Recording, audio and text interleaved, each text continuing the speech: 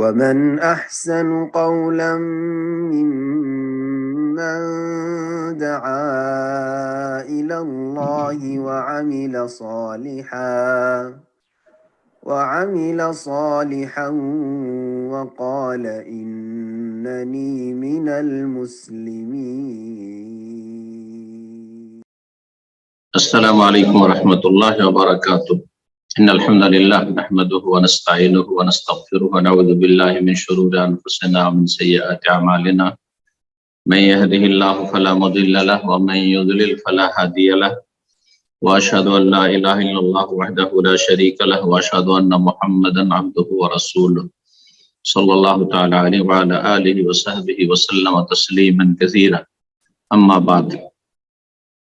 সম্মানিত দিনী ভাতৃমণ্ডলী, আল্লাহ রাব্বুল আলামিনের প্রশংসা এবং প্রিয় নবী সাল্লাল্লাহু আলাইহি ওয়াসাল্লামের উপর সালাত ও সালামের পর আজ 13 শাবান 1444 হিজরি মোতাবেক 5 মার্চ 2023 আমাদের ধারাবাহিক আলোচনা ফিকহুত তাহারা, পবিত্রতার মাসাইল, পর্ব নম্বর 13।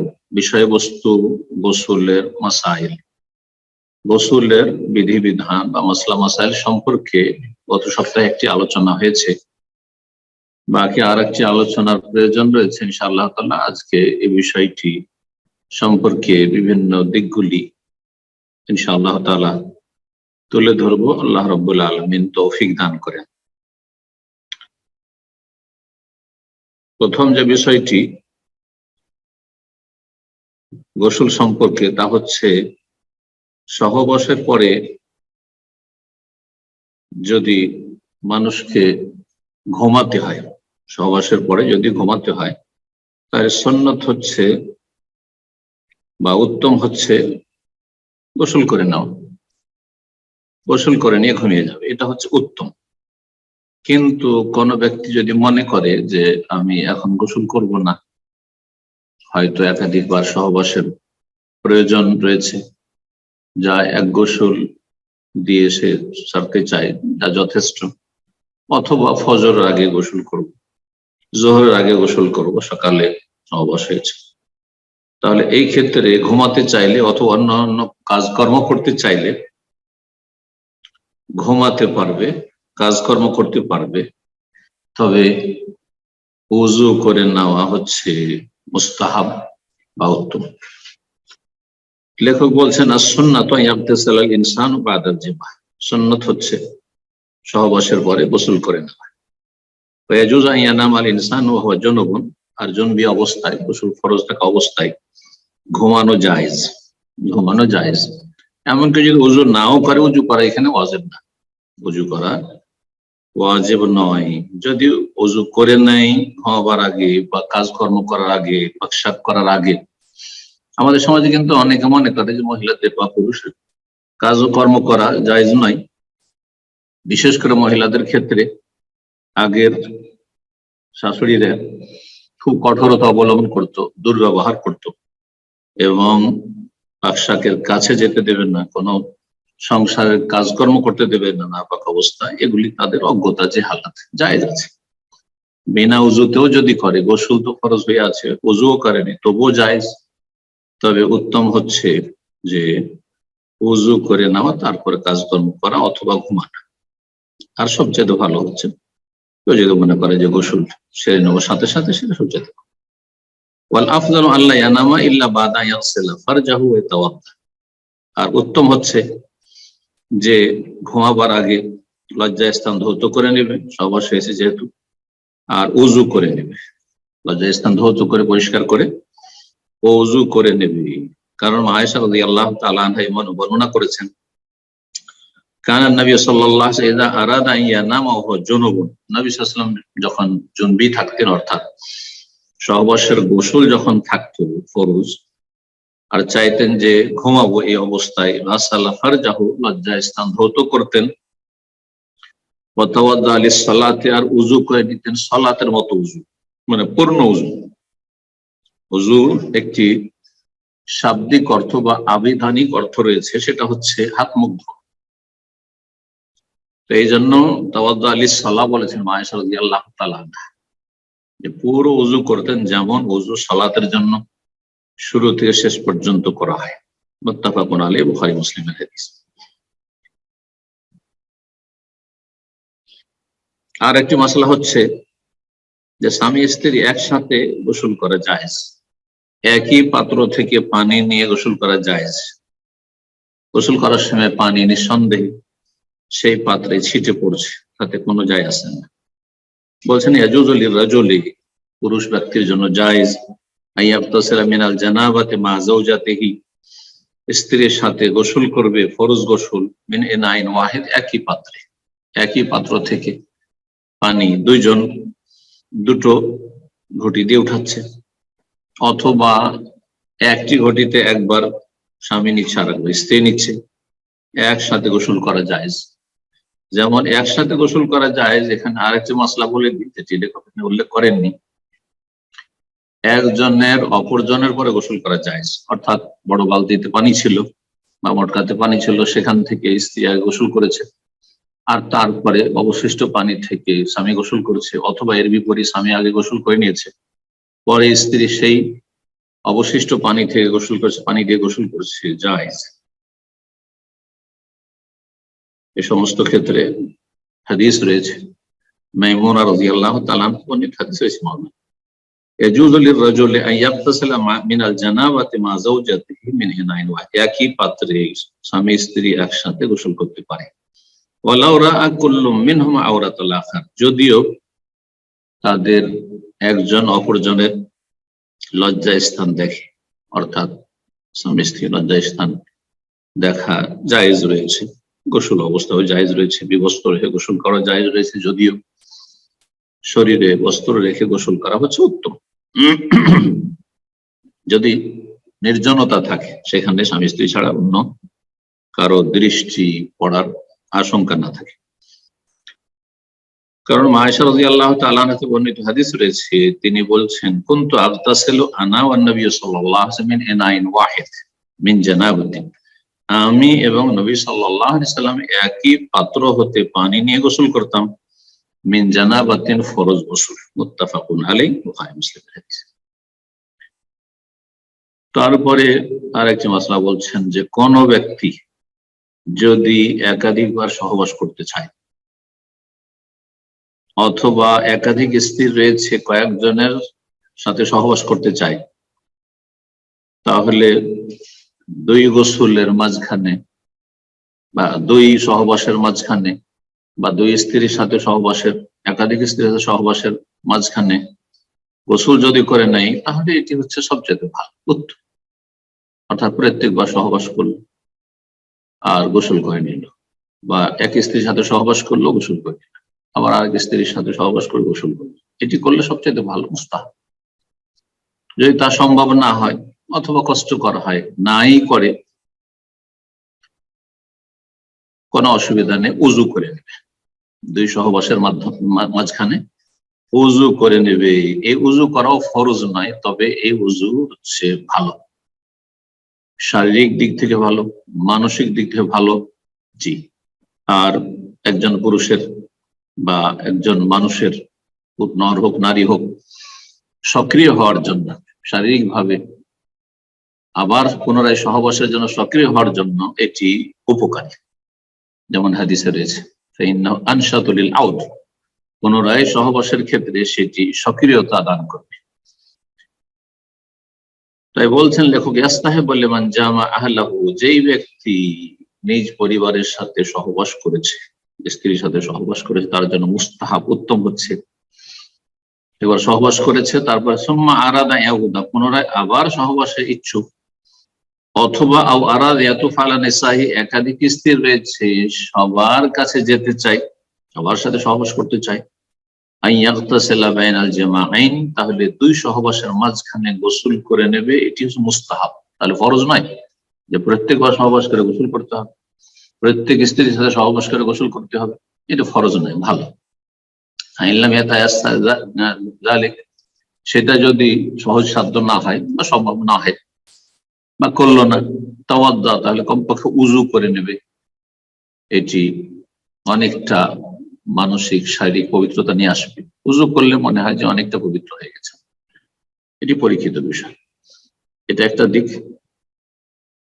আর আরেকটি দিক হচ্ছে পুনরায় সহবাসের জন্য সেটি সক্রিয়তা লাভ করবে, তার মাধ্যমে সক্রিয়তা লাভ করবে। তারপরে লেখক আলোচনা করেছেন মুস্তাহাব বা সুন্নাত গোসল সম্পর্কে। ফরজ গোসল সম্পর্কে গত সপ্তাহে আলোচনা হয়েছে, কোন কোন ক্ষেত্রে গোসল ফরজ, আর এখন সুন্নাত মুস্তাহাব গোসলগুলি উল্লেখ করেছেন। ফরজ গোসলের ক্ষেত্রে লেখক 6টি বিষয় উল্লেখ করেছিলেন। তার মধ্যে একটি হচ্ছে কাফের ইসলাম গ্রহণ, যাতে দ্বিমত রয়েছে, ইখতিলাফ রয়েছে।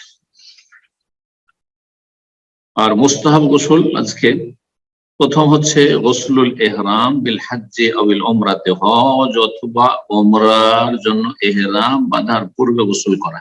এটি হচ্ছে সুন্নাত, বা তাকে অপর ভাষা মুস্তাহাব করলে ভালো।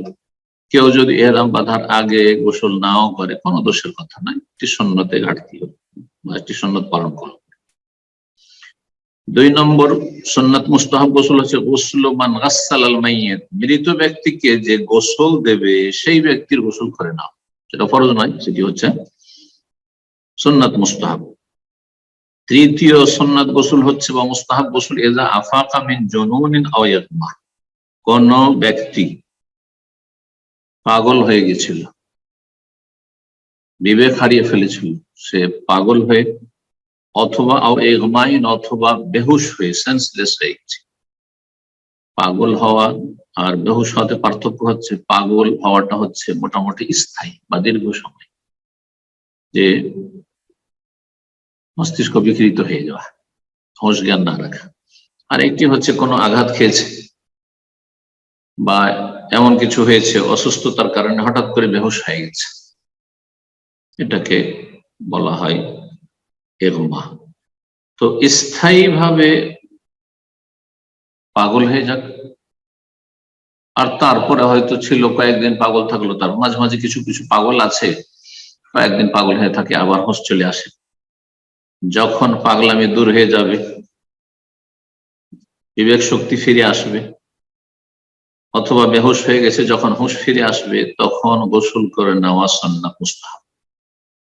4 নম্বর সুন্নাত গোসল হচ্ছে গোসল দুখুলে মক্কা, মক্কায় প্রবেশের সময় গোসল করা, যেটা অনেকেই জানেন না, যার ফলে মক্কায় আসেন হজ অথবা উমরার জন্য, ওই মিকাত থেকে যে ইহরাম বাঁধলে তখন গোসল করে, এটাকে অনেকে জরুরি মনে করেন, অথচ ওটাও সুন্নাত। আর মক্কাতুল মুকাররমায় প্রবেশ করে গোসল করা সুন্নাত মুস্তাহাব, কিন্তু এটা অনেকেই জানেন না, করলে ভালো। নবী সাল্লাল্লাহু আলাইহি ওয়াসাল্লাম গোসল করেছেন। বিশেষ করে যারা দূর থেকে আসছেন বা অনেক দূরের মিকাত থেকে ইহরাম বেঁধে এসেছেন, শরীর ধুলো ধূসরিত হয়ে গেছে, শরীরে গরমের সময় এসেছেন, গরমের মৌসুমে ঘাম হয়েছে, দুর্গন্ধ হওয়ার সম্ভাবনা রয়েছে, তাহলে এই গোসলের গুরুত্ব আরো বেড়ে যায়। যে মক্কায় গিয়ে বাইতুল্লাহ তাওয়াফের আগে, সাফা মারওয়া সাইয়ের আগে মানুষের সাথে যখন আপনি কাছাকাছি হবেন, তার আগে গোসল করে পরিষ্কার পরিচ্ছন্ন হওয়া। তবে আতর সুগন্ধি ব্যবহার করা চলবে না, কারণ ইহরাম অবস্থায় আছে। 5 নম্বর সুন্নাত গোসল হচ্ছে আল গোসল লিকুল্লি জামা, প্রত্যেক সহবাসের জন্য গোসল করা। এর আগে বললাম যে একাধিকবার কেউ যদি সহবাস করতে চায় বা একাধিক স্ত্রীর সাথে সহবাস করতে চায়, তাহলে প্রত্যেক সহবাসের জন্য গোসল করে নেওয়া হচ্ছে সুন্নাত মুস্তাহাব, ভালো, কিন্তু সেটি জরুরি নয়। সেটাও যদি না করে তো উজু করে নেওয়া ভালো, তাও যদি না করে তো কোনো হারাম নাজায়েজ কাজ করলো না, কিন্তু এই উজুর অনেক উপকারিতা রয়েছে দিন দুনিয়ার, শারীরিক মানসিক, সেটা হতে পারবে না। 6 নম্বর সুন্নাত গোসল হচ্ছে গোসল মান দাফানাল মুশরিক, কোন কাফের মুশরিক বিধর্মীকে কেউ যদি দাফন করে, অনেক সময় বিধর্মী আত্মীয় অথবা তার কেউ নেই যে তাকে দাফন করবে, মাটিতে পুঁতবে অথবা তার সৎকার করবে, সেজন্য সেখানে শরীক হতে হচ্ছে। কিন্তু এই নয় যে আছে, তাদের স্বজাতি আছে, তারপর আপনি তাদের সাথে পার্থিব স্বার্থে, নেতৃত্বের স্বার্থে, আর তারপরে আপনার বলা হচ্ছে যে টাকা পয়সার স্বার্থে, দুনিয়ার স্বার্থে আপনি বন্ধুত্বের খাতিরে কাফেরের সাথে বন্ধুত্ব, আত্মীয়তার মতো, সেই জন্য তাদের সৎকার আপনি শরীক হচ্ছেন, এটা জায়েজ নয়, এটা একজন মুসলিমের জন্য জায়েজ নয়। কিন্তু যেমন আলী রাদিয়াল্লাহু তাআলা আনহু কে নবী সাল্লাল্লাহু আলাইহি ওয়াসাল্লাম বলেছিলেন, যখন আবু তালেবের ইন্তেকাল হলো কুফরের অবস্থায়, আর আলীর বাবা আলী মুসলিম, আবু তালেব কুফরের অবস্থায় চলে গেল, নবী সাল্লাল্লাহু আলাইহি ওয়াসাল্লাম বললেন যে যাও, ওয়ারি আবাক, তোমার বাপকে মাটিতে ঢেকে দাও। তো এইরকম ক্ষেত্রগুলিতে যদি কেউ কাফের, মুশরিক অথবা নাস্তিক, মুনাফিক, অনেক মুসলিম বেন্দার মুসলিম রয়েছে, তাদের আত্মীয় স্বজনদের মধ্যে পাড়া প্রতিবেশী মুশরিক আছে, তাকে কেউ মাটি দিতে চাইছে না, দাফন করতে, জানাজা পড়বেন না, হারাম কাফের জানাজা পড়া, কিন্তু মাটিতে পুঁতে দেবেন, ঢেকে দেবেন, এইরকম কাজ যদি করেন তাহলে গোসল করে নেওয়া হচ্ছে মুস্তাহাব। জি, এই 6টি ক্ষেত্রে গোসল হচ্ছে মুস্তাহাব। তারপরে বলছেন লেখক গোসলের একটি মাসালা, যে যখন গোসল করবেন তখন মানুষের দৃষ্টি থেকে নিজেকে আড়ালে রাখতে হবে, অর্থাৎ মানুষের দৃষ্টি যেন না পড়ে। এমন জায়গায় গোসল করবেন যেখানে শরীরের ওপর যেন আপনার লজ্জাস্থানে যেন কারো নজর না পড়ে। ইয়াজিবুল ইস্তিতার মিনান নাস ইনদাল গোসল, গোসলের সময় জনগণের নজর থেকে নিজেকে আড়াল করা হচ্ছে ফরজ লজ্জাস্থান ক্ষেত্রে। কিন্তু গা খোলা, যেমন আমাদের সমাজে যে গোসলের প্রচলন রয়েছে, জনগণের সামনে গোসল করে কিন্তু লুঙ্গে পরে গোসল করছে, শুধু শরীরের ওপর অংশ খুলেছে, নাভি থেকে নিয়ে হাঁটু পর্যন্ত যদি ঢাকা থাকে তাহলে কোনো অসুবিধা নেই পুরুষদের ক্ষেত্রে। মহিলাদের ক্ষেত্রে, মহিলাদের পুরো শরীর যেহেতু আওরত, ঢাকার বস্তু, সুতরাং মহিলারা সর্বাবস্থায় একমাত্র মাহরাম, বিশেষ করে স্বামী আর ছাড়া সবার সামনে চোখ থেকে বেঁচে থাকবে বা নজর থেকে বেঁচে থাকবে গোসলের সময়, যাতে করে এমন কিছু না হয় যেটা হারামের আওতাভুক্ত হয়ে যায়। নির্জনে যদি কেউ গোসল করে জাযালাহু তা'আররি, তাহলে বিবস্ত্র হওয়া যায়, তাহলে শরীরে কাপড় না রেখে উলঙ্গ হয়ে গোসল করা জায়েজ। ওয়ালাকিন্না তাসাত্তুর আফদাল, তবে শরীর ঢেকে রাখা গোসল অবস্থায় হচ্ছে উত্তম। ওয়ালাউ কানা ওয়াহদা, যদিও আপনি একাকী হন না, একাই আছেন বাথরুমে, কেউ নেই, এটি উত্তম। ফাল্লাহু আহাক্কু আন ইউস্তাহিয়া মিনহু মিনান নাস, কারণ হাদিসে রয়েছে যে মানুষের চাইতে বেশি আল্লাহ অধিকার রাখেন যে তাকে লজ্জা করবে। সুতরাং সবসময় শরীরকে ঢেকে রাখা, লজ্জাস্থানকে ঢেকে রাখার চেষ্টা করবে, এটি হচ্ছে উত্তম, যদিও নির্জনে থাক না কেন। একমাত্র জরুরি অবস্থায়, জনশৌচ কার্য সম্পাদনের সময়, সহবাসের সময় ইত্যাদি ইত্যাদি। বলছেন তারপরে ইউজজিউল গোসলু মাররাতান লিমান জা মাররাতাইনি আও আকসার লিজাওজাতিন আও আকসার, একটি গোসল যথেষ্ট যদি কোনো ব্যক্তি 2 বার সহবাস করে অথবা ততোধিক, তার বেশি সহবাস করে, এক স্ত্রীর সাথে অথবা একাধিক সহবাস করে, কয়েকবার সহবাস করেছে, আর সলাতের, ফরজ সলাতের ওয়াক্ত হয়নি, তাহলে একটি গোসল যথেষ্ট। কিন্তু ফরজ সলাতের সময় হওয়ার আগে বা সময় হলেই গোসল করা ফরজ, কারণ তার উপর সালাত ফরজ। আনাস রাদিয়াল্লাহু তাআলা আনহু থেকে বর্ণিত, নবী সাল্লাল্লাহু আলাইহি ওয়াসাল্লাম সম্পর্কে, আন্নান নবী সাল্লাল্লাহু আলাইহি ওয়াসাল্লাম কানা ইয়াতুফু আলা নিসাইহি বিগুসলিন ওয়াহিদ, নবী সাল্লাল্লাহু আলাইহি ওয়াসাল্লাম তার বিবিদের সবার কাছে যেতেন, বিগুসলিন, একই গোসলে এক রাতে 9 জন স্ত্রীর সাথে সহবাস করতেন। মুত্তাফাক আলাইহি, বুখারী মুসলিম হাদিস, সহিহ বুখারীতে 268 নম্বর, সহিহ মুসলিমে 309 নম্বর হাদিস।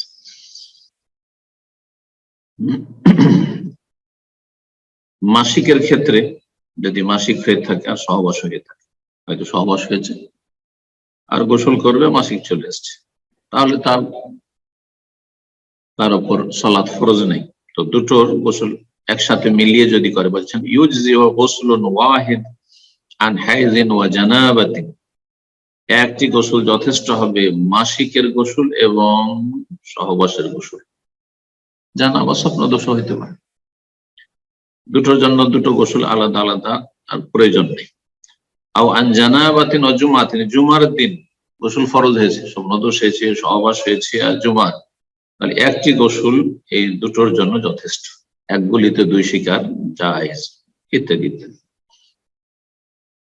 নারীদের গোসল পুরুষদের মতোই বলছেন, গোসলুল মারআতি কাররাজুল, মহিলার গোসল পুরুষের মতোই। ওয়ালা ইয়াজিবু আলাল মারআতি নাকদু শারিহা ফিল গোসলি মিনাল জানাবাতি, ফরজ গোসলের ক্ষেত্রে মহিলাদের চুলের বেনি খোলা ফরজ নয়, বরং প্রত্যেকটি চুলের কেশের শেকড়ে শেকড়ে পানি পৌঁছাতে হবে। বাস এতটুকু হাদিসে রয়েছে। তাহাতা করলে শারাতিন জানাবা, প্রত্যেকটি লোমের শেকড়ে বা লোম কূপে জানাবাত রয়েছে, নাপাকি রয়েছে, সুতরাং পরিষ্কার পরিচ্ছন্ন করো এবং প্রত্যেকটি লোম কূপে পানি পৌঁছাও। ইউস্তাহাব্বু যালিকা ফিল গুসলি মিনাল হাইজি আও নিফাস, যখন হাইজ নেফাসের গোসল করবে তখন যদি মহিলারা নিজের চুলের বেনি খুলে নেয় তাহলে এটি মুস্তাহাব, এই ক্ষেত্রেও ফরজ নাই। আর জানাবাতের ফরজ গোসল, সমাবেশের গোসল, স্বপ্নদোষের গোসল, এই ক্ষেত্রে হাদিস স্পষ্ট রয়েছে যে খোলার কোনো প্রয়োজন নেই, কারণ খোলাতে জটিলতা রয়েছে। এই ক্ষেত্রে আল্লাহ রাব্বুল হালকা করেছেন। জি, মাথায় চুলের শিকড়ে শিকড়ে পানি পৌঁছে দাও যথেষ্ট, পুরো চুল ভিজাতে হবে এরকম কোন শর্ত নেই। গোসলের ক্ষেত্রে যে সুন্নত গুলি পালন করতে হবে, বলছেন আল ওযু ক্বাবলাহু, গোসলের সুন্নতের একটি হচ্ছে গোসলের আগে উযু করে নাও। যার দুটো পদ্ধতি রয়েছে, এটা পুরো গোসল করে না পা পর্যন্ত, আরেকটি হচ্ছে পা ধোয়াটি বাকি রাখবেন আর গোসল করে সেরে নিয়ে, বিশেষ করে যদি কাদামাটি থাকে, কাঁচা জায়গা থাকে, শেষখানে পা দিয়ে উঠে যাবে গোসল। 2 নম্বর সুন্নত হচ্ছে গোসলে ইজালাতুল আযা, যেসব নাপাকি রয়েছে লজ্জা স্থানে অথবা শরীরে যে জায়গায়, সেগুলি দূর করা, পরিষ্কার পরিচ্ছন্নতা লাভ করা। 3 নম্বর হচ্ছে তিনবার করে মাথায় পানি ঢালা গোসলের ক্ষেত্রে, এবং পুরো শরীরেও 3 বার করে পানি ঢালা। ইফরাগুল মালা রাস সালাসান, মাথায় 3 বার করে পানি ঢালবে, এবং ওয়ালা বাকিয়াতিল জাসাদি সালাসান, পুরো শরীরে 3 বার করে পানি ঢালবে, যাতে করে কোনো সন্দেহ না থেকে যায় যে শরীরে কোনো জায়গা শুকনো থেকে গেল অথবা কোনো চুল ভিজল না। 4 নম্বর সুন্নাত হচ্ছে ডান দিক থেকে শুরু করা, তাই আমন ডান দিক থেকে শুরু, গোসল ডান দিক থেকে শুরু করবে, তাহলে ডান দিকে প্রথম পানি ঢালবে, তারপর বাম দিকে, ডান দিক থেকে উযু করে বাম দিকে। গোসলের ক্ষেত্রে কতটা পানি ব্যবহার করবে? নবী সাল্লাল্লাহু আলাইহি ওয়াসাল্লাম 1 সা থেকে নিয়ে 5 মুদ পর্যন্ত, 1 সা হচ্ছে প্রায় 3 কেজি, 2.5 থেকে 3 কেজি, এর বেশি নয়। 5 মুদ, এক মুদ হচ্ছে 600 গ্রাম, 600 গ্রাম। তো এই 3 কেজি 4 কেজির মাঝে বা 2.5 থেকে নিয়ে 4 কেজি পর্যন্ত এইরকম পরিমাণ পানি ব্যবহার করাই হচ্ছে উত্তম সুন্নাত। কিন্তু আজকাল পানির প্রাচুর্য রয়েছে, পানির অভাব নেই, যার ফলে এই কথাগুলি ভাবাই যায় না আরব দেশে যে কত পানির অভাব ছিল। আর এখনো যদি এই যান্ত্রিক এই উন্নতি বা না থাকে তাহলে কোনো উপায় নেই, আবার সেখানে ফিরে আসতে হবে। মরুভূমিতে আজও পানির বড় অভাব রয়েছে। মিকদারু মাইল গোসল, গোসলের পানির পরিমাণ। সুন্নাত হচ্ছে আইয়াগতাসিলাল জুনুব, জনবী ব্যক্তি যার গোসল ফরজ হয়েছে সে গোসল করবে 1 সা পানি, 1 সা থেকে শুরু করে 5 মুদ পর্যন্ত। ফাইন নাকাসা আও দাতিল হাজা, তাতেও যদি না হয়, ঘাটতি হয়ে গেল, হলো না, 3 থেকে 4 কেজি পানিতে হলো না, বা ওর বেশির প্রয়োজন রয়েছে 2 সার, 1 সার জায়গায় 3 সা পর্যন্ত, তাহলে 3 সা 6-7 কেজি বা তার বেশি, 7-8 কেজি, 9 কেজি, তো জায়েজ রয়েছে। এতে 1 সায়ের জায়গায় 2 সা 3 সা পর্যন্ত সেটাকে অপচয় বা অপব্যয় বলা যাবে না, বা সীমা লঙ্ঘন বলা যাবে না। কিন্তু তার বেশি 25-50 লিটার, 100 লিটার, যেমন বালতিকে বালতি এলেই চলে যাচ্ছেন। ওয়ালা ইয়াজুজুল ইসরাফি মাইল উযু ওয়াল গোসল, উযু এবং গোসলের পানিতে সীমা লঙ্ঘন করা আর অপব্যয় অপচয় করা জায়েজ নয়, হাদিসে নিষেধ রয়েছে। সুনান আবু দাউদ কোন হাদিস রয়েছে ফাকাদ আসাফা তাআদ্দা ওয়া জালাম, বাড়াবাড়ি করে। আনাস রাদিয়াল্লাহু তাআলা হতে বর্ণিত, নবী সাল্লাল্লাহু আলাইহি ওয়াসাল্লাম গোসল করতেন কিসে? বিসায়ে, 1 সা পানিতে, এলা খামসাতা 5 মুদ পর্যন্ত, 1 সা থেকে নিয়ে 5 মুদ পর্যন্ত, তার মানে 2.5 কেজি থেকে শুরু করে 3 কেজি, 3.5 কেজি, 4 কেজি পর্যন্ত। ওয়া ইয়াতাওয়াদ্দাউ বিল মুদ্দে, আর উযু করার সময় 1 মুদ পানিতে উযু করতেন, 1 মুদ 600 গ্রাম 700 গ্রাম পানিতে উযু করতেন। মুত্তাফাক বুখারী মুসলিমের হাদিস। তারপরে লেখক বলছেন সর্বশেষ মাসআলা ইউকরাহুল ইগতিসাল ফিল মারাহিজ, এমন টয়লেটে যেখানে শৌচ কার্য সম্পাদন করে, পেশাব পায়খানার জায়গায় লেট্রিনে গোসল করা হচ্ছে অপছন্দনীয়, হারাম নয় কিন্তু মাকরুহ তানজিহ। কারণ সেখানে শয়তান ওয়াসওয়াসা দিবে, ওয়াসওয়াসা হতে পারে, সন্দেহ হতে পারে, লিআন্নাহা মাহাল্লুন নাজাসাত, কারণ সেখানে চারিদিকে নাপাকি থাকার সম্যক সম্ভাবনা রয়েছে। ওয়াল গুসলু ফিহা ইউআদ্দি আল ওয়াসওয়াস, আর এমন নাপাকি যেখানে রয়েছে, যেখানে মানুষ পেশাব পায়খানা করছে, আপনার আগে একটা লোক গেছে, কোনখানে কি করেছে না করেছে, অনেকে পরিষ্কার পরিচ্ছন্ন করেন না, এই জন্য পেশাবের গন্ধ আসতে থাকে। তো এই এমন জায়গায় গোসল করলে সেটা ওয়াসওয়াসা পর্যন্ত পৌঁছে দিবে, আপনার মধ্যে শয়তান ওয়াসওয়াসা দেওয়ার সুযোগ পেয়ে যাবে। ওয়ালা ইয়াবুলু ফি মাকানিন সুম্মা ইয়াগতাসিলু ফীহি, আর আরেকটি মাসআলা হচ্ছে এমন জায়গায় গোসল করবেন না যেখানে আপনি পেশাব করলেন, পেশাব করে সেখানে গোসল করা শুরু করলেন, কারণ তাতে আপনার শরীরে সেই পেশাবগুলি ছিটে আসতে পারে, যখন শরীরে পানি ঢালছেন সেই নাপাকিগুলি ছিটে আসতে পারে। অনেকের বদ অভ্যাস রয়েছে, পুকুর স্থির পানিতে গোসল করে পুকুরে, কিন্তু বদ অভ্যাস পুকুরে নামার পরে পেশাব করে। অনেক নর নারী দিন সম্পর্কে অজ্ঞতার কারণে আর সুস্থতা এবং স্বাস্থ্য বিষয় সম্পর্কে অচেতন থাকার কারণে দিন দুনিয়ার ক্ষতি। হাদিসে নিষেধ রয়েছে যে স্থির পানিতে পেশাব করা জায়েজ নাই। এমনকি নহর নদী প্রবাহিত পানি, সেখানেও যদি আপনার প্রয়োজন না হয়, আপনি বাইরে থেকে পেশাব করে যেতে পারবেন, তাহলে কেন করবেন? কিন্তু প্রবাহিত পানিতে বয়ে চলে যাচ্ছে, আর স্থির পানিতে যদি এইরকম ভাবে বিভিন্ন লোকেরা আসছে আর পেশাব করছে একটি পুকুরে, তাহলে সেই পানি ধীরে ধীরে নাপাক হয়ে যাবে, অথবা সেটা মানুষের জন্য ক্ষতিকর হবে। আপনি নিজেও ক্ষতিগ্রস্ত হবেন, অন্যরও ক্ষতিগ্রস্ত। আল্লাহ রাব্বুল আলামিন বুঝার তৌফিক দান করুন। তাই বলছেন যে এমন জায়গায় পেশাব করা জায়েজ নয় যেখানে গোসল করছেন, অথবা যেখানে পেশাব করলেন সেখানে গোসল করা শুরু করে দিলেন, এমনটা করবেন না। যেটা গ্রামে গঞ্জে হয়তো দেখছে যে কেউ তো নাই এখানে, আর নলকূপের কাছে গিয়ে ওখানে পেশাব করে দিল আর ওখানে গোসল করা শুরু করল, এটা করবেন না। কারণ এতে নাপাকি আপনার দিকেও ছিটে আসতে পারে, অথবা আপনার পরে যারা আসবে তাদের কাপড়ে তাদের শরীরে নাপাক ছিটে আসতে পারে। এইরকম জায়গায় পেশাব করা জায়েজ নয়। আল্লাহ বুঝার তৌফিক দান করুন, এবং আল্লাহ রাব্বুল আলামিন আমাদের জাহের বাতেন প্রকাশ্য গোপন সবকিছুকে পবিত্র রাখার তৌফিক দান করেন। অন্তরের পবিত্রতা হচ্ছে সবচেয়ে বড় পবিত্রতা, শিরক কুফরি এবং মুনাফিকি আর পাপাচার থেকে, কুপ্রবৃত্তির অনুসরণ থেকে, শাহওয়াত এবং শুবহাতের রোগ থেকে, আর শরীরকে সুস্থ রাখার জন্য এবং ঈমানকে সতেজ রাখার জন্য, ইবাদত বান্দেগী সম্পাদনের জন্য বাহ্যিক যে তাহারা পবিত্রতা, ওযু, গোসল, তায়াম্মুম ইত্যাদি, আল্লাহ রাব্বুল আলামিন এগুলি সুন্দরভাবে আমাদের জানার এবং পালনের তৌফিক দান করুন। ওয়া সাল্লাল্লাহু সাল্লাম আলা নবিয়িনা মুহাম্মদ ওয়া আলা আলিহি ওয়া সাহবিহি আজমাইন।